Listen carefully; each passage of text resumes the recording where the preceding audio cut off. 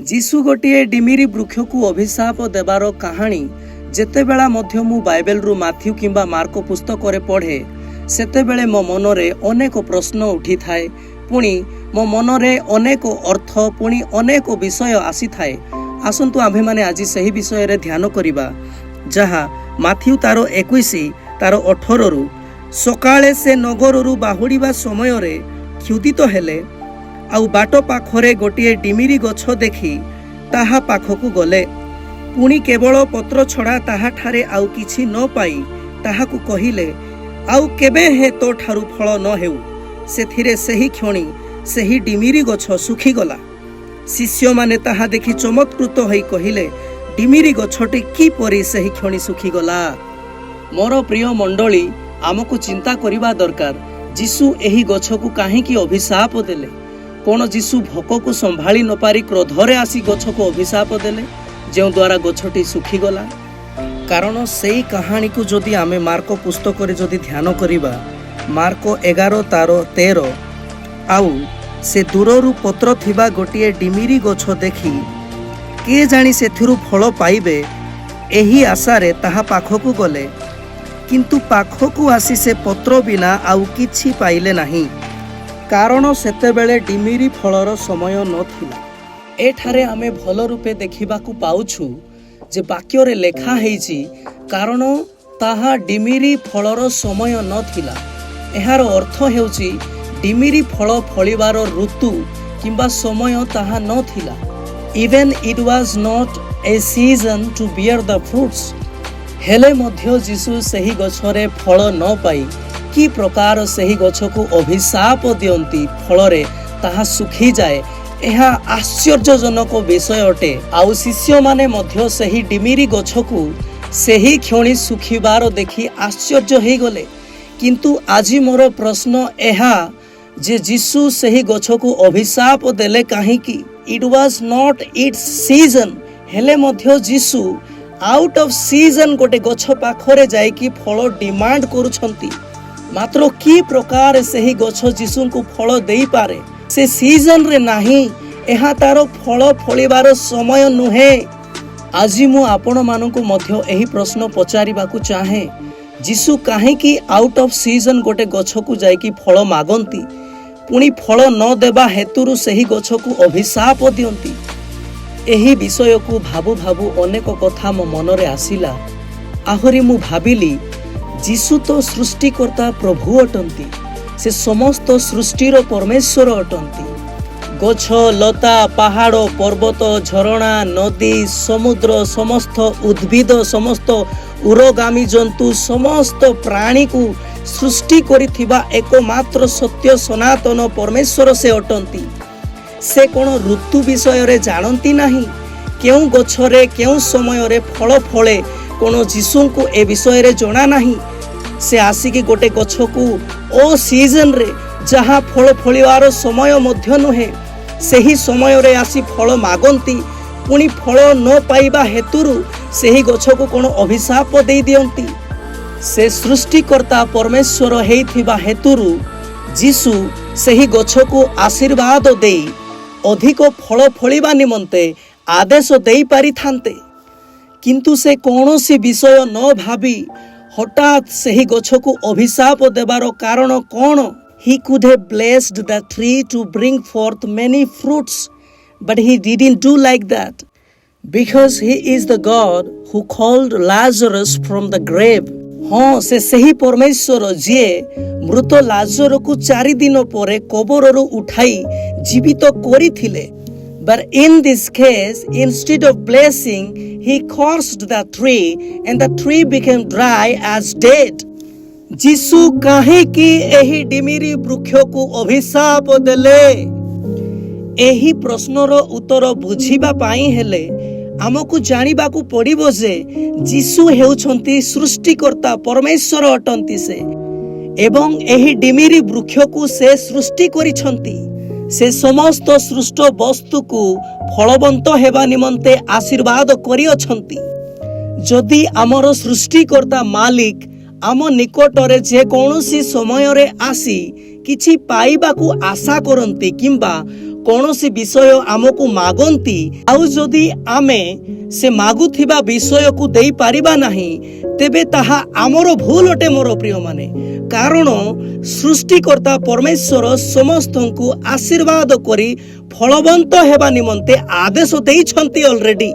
जदि आमे ताहांकर आशा को आज पूरा करी पारु नाहु से जे कोनोसी विषय मागिले आमे जदि देई पारु नाहु तेबे ताहा आमर भूल अटे। Because he is the God of season, से ऋतुर मालिक बा परमेश्वर अटंती। You can't make any excuses in front of God like, oh, it's not my season, I have to go there, I have to do this, this is not my time। आपण माने कौनसी प्रकार बहाना करि पारिबे नाही एहा मोर ऋतु किंबा मोर समय नुहे बोली, कारण से सृष्टिकर्ता परमेश्वर अटंती। And he knows everything। आपण माने जे कौनसी विषय रे बहाना करिवे से जानी पारिबे। एही कथा को भल रूपे बुझिबा पई जदि आमे वाक्यरु किछि ध्यान करिबा ताहा आदि पुस्तक 26 तारो 1 रे पूर्वे अब्राहमंकर वर्तमान समय रे जे रूप दुर्भिक्ष होइथिला सेही देश रे आउ थरे से रूप दुर्भिक्ष उपस्थित हुअन्ते। एठारे आमे देखिबाकू पाउछु अब्राहमंकर पुत्र इसहाक दुर्भिक्ष समय रे से की परि चाष करी केते गुण फल उत्पादन कले ताहा जदि आमे देखिबा सही आदि पुस्तक 26 रो 12 एवं 13 अनंतर इसहाक सही देश रे कृषि कर्म करी सही वर्ष 100 गुण लाभ कले पुणी सदा प्रभु तांकु आशीर्वाद कले। मोर प्रिय मंडली आमे देखिबाकू पाउछु गोटे दुर्भिक्ष समय रे इंग्लिश रे यह लिखा जाए ड्राई सीजन बोली जेउ समय रे चाष हुए नहीं सही समय रे इसहाक 100 गुण फल उत्पादन करि पारिथिले। तेबे आमर सृष्टिकर्ता परमेश्वर कोन आउट ऑफ सीजन काम करि पारंती नाही से कोन ऋतुर परमेश्वर नुहंती एहा मध्य वाक्य कुहे he is the god of season. से जे कौनसी समय रे मध्य फल उत्पादन करिबा निमंते आशीर्वाद करंती। आहुरी जदि आमे गीत संहिता 1 और 3 पर्व ध्यान करिबा जेउ वृक्ष जल स्रोत निकट रे रोपित जे स्व समय रे फल उत्पन्न करे जाहार पत्र ही मलिन हुए नाही एपरि वृक्ष सदृश से हेबो।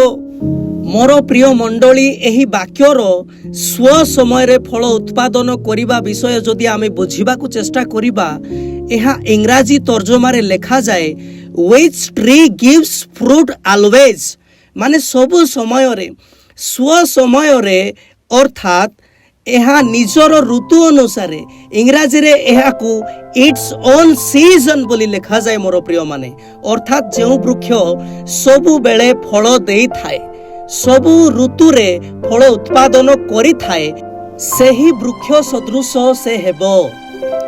तेबे आपण कोन भाबंती मोर प्रिय माने कोन जीसु भूल कले जीसु कोन भोक को संभाली न पारी क्रोधांत होई सेही गछ को अभिशाप दे मराई देले। आपण माने कोन चिंता करंती कारण जीसु सृष्टिकर्ता परमेश्वर अटंती से ऋतुर परमेश्वर अटंती। आपण माने कौनसी प्रकार बाहाना ताहांकु देखाई पारिबे नाही एहा मोर ऋतु किंबा समय नुहे बोली आपण माने कहि पारिबे नाही। आपण माने कहि पारिबे नाही जे एहा मोर सोइबार समय एहा मोर जीवार समय एहा मोर अन्य कार्य करिबार समय मु आपनकु फल देई पारिबी नाही मु ए काम करि पारिबी नाही मु सेठारे जाई पारिबी नाही मोहर अन्यान्य काम अछि ए प्रकार बाहाना आपण जीसुंकु देई पारिबे नाही कारण से आपणकर सृष्टिकर्ता परमेश्वर अटंती। आपणकर सब विषय को से जानती आउ सकल सृष्टि मध्य ताहांकर आदेश को पालन करती ताहांकर आज्ञा अनुसार चलती। जेतेबेले जीसु पानी उपरे चलिले माथ्यू 14:22-23 रे जदि आमे पढ़िबा सेतेबेले सही पानी जीसु को कहू नाही जे एहा मोर धर्म नुहे जे मु आपन को ऊपर को उठे की धरिबी मोहर धर्म होची तळकू बुड़ेइबा लोक मानकु भिजेइबाटा मोहर धर्म किंतु जीशु जे स्रष्टा अटंती एथि पई पानी मध्य जीशुंकु उपरकु धरिकी उठेला। मोर प्रिय माने समस्त सृष्टि ताहांकर आदेशकु मानंती जेपरि पानी पवन झड़ समुद्र सूर्य चंद्र तारा समस्त सृष्ट वस्तु समस्त विषय ताहांकर आदेश को पालन करंती। मोर प्रिय माने because he is the creator of everything. तेबे आसंतु मोर प्रिय मंडली जीशुंकु कोनोसी विषय रे बहाना न देखाई ताहांको पाई फल फलिबा निमंते प्रस्तुत हेउ एवं अनेक फल उत्पादन करी आशीर्वाद रे परिपूर्ण हेउ। जेपरि गालातियो 5:22 रे आत्मांकर 9टा फल विषय रे लेखा हेछि प्रेम आनंद शांति दीर्घ सहिष्णुता परोपकारिता भद्रता विश्वस्तता मृदुता व आत्मसंयम एपरि अनेक आत्मिक फलरे फलवंत होई आमे जीवन काटू। जेपरि दुर्भिक्ष समय रे मध्य इसहाक 100 गुण फल उत्पादन करि पारिथिले एवं गीत संहिता 1:3 अनुसारे आमे सही वृक्ष सदृश हेउ जेउ वृक्ष जलस्रोत निकटरे रोपित एवं जेउ वृक्ष स्व समय रे फल उत्पन्न करे जेउ वृक्ष निजर ऋतु अनुसारे सब समय रे फल उत्पादन करे सही वृक्ष सदृश होई आशीर्वाद प्राप्त हेउ। आउ जे कोनोसी समय रे आमर सृष्टिकर्ता परमेश्वर आम निकटरे कोनोसी विषय पाइबा आशा रे आसंती आमे सही विषय ताहांकु देई पारिबा नचेत खाली पत्र छड़ा आम पाखरे आहुरी कोनोसी विषय न थिबो। आहुरी खाली पत्र देखिकी आमर परमेश्वर खुशी हुअंती नाही। से परमेश्वर फलवंत परमेश्वर अटंती। से समस्तंकु आशीर्वाद करिछंती समस्तंकु आदेश देइछंती फलवंत हेबा निमंते। जदि आमे फल न फली खाली पत्र जदि परमेश्वर को देखाइबा तेबे से आमको ग्रहण केबे मध्य करिवे नाही। मोर प्रिय आसंतु आम्भे माने आजि ठारू फलवंत हेबाकू अग्रसर हेउ। Amen. May God bless all of you through this small message.